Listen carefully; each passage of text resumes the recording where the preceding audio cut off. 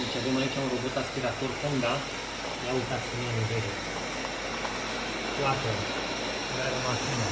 Acesta locul de masă. Înlocuiește. Se duce pe după picior.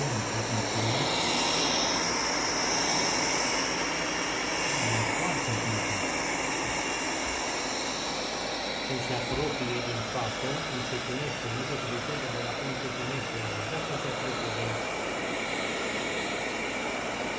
capă. Când încetinește masa, se întoarce, se intră prin spatele lese, încearcă de aia acolo ceva gunoi, vedeți că e neapărat lângă.